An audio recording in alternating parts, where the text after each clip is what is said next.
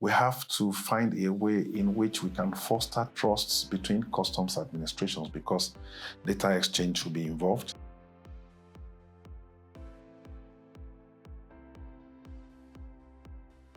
So where do you see the biggest opportunities for innovation in enforcement amongst members and at the WCO? For me, the biggest opportunity would be the willingness of customs administration to more intelligently make use of the data that is already at their disposal. We can invest in data analytics and analyze the data that we have so that we will be able to get more informed decisions to something that gives us the ability to analyze what is coming to us even before they leave their departure country. So when you invest in pre-arrival technology or data analytics that allows you to do pre-arrival, so you are able to reduce clearance time by as much as 30 to 50%. This is what our experience with the TRS has shown us. And you're also able to increase your detection rates.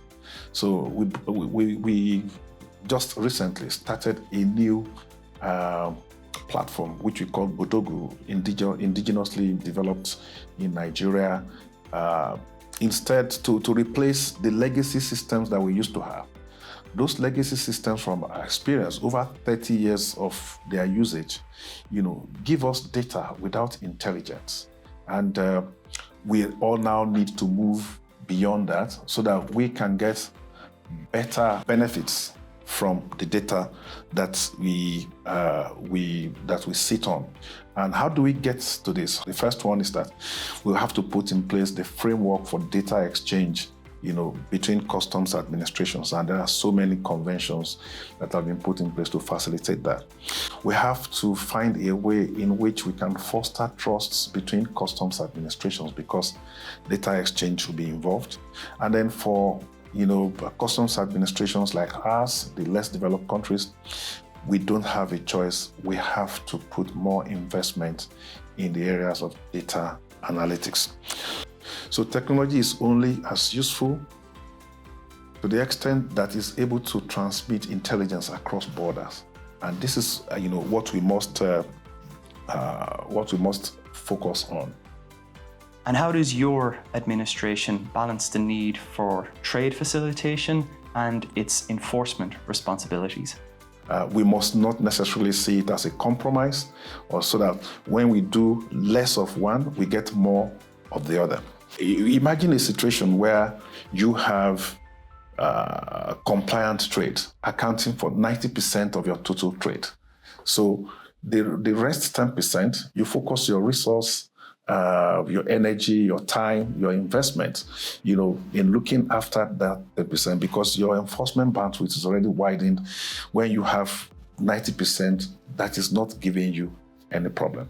So the World Customs Organization has made significant progress in assisting customs administration to deal with this kind of dilemma, and that is by giving us tools that allows us to maintain differentiation amongst all our traders. In terms of facilitation, your Trusted Trader scheme obviously brings a lot of benefits. The Trusted Trader program through the AU has demonstrated that when it is implemented effectively, carrying all stakeholders along, it has translated into higher level of compliance for us without compromising the efficiency of the system.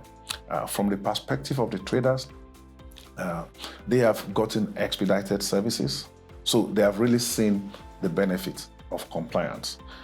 We've also recorded voluntary disclosures, about 20 voluntary disclosures since the beginning of this, amounting to over $700,000 US, and we're still counting. From the perspective of the customs, we now devote less time to this number of trusted traders, focusing our energy on the non-compliance traders who are. Why do you believe that cooperation between customs and law enforcement is so important when combating illicit trade? Nigeria, in terms of size, we have over 4,000 kilometers in terms of land borders with about 4 countries. We have about 850 kilometers of shorelines.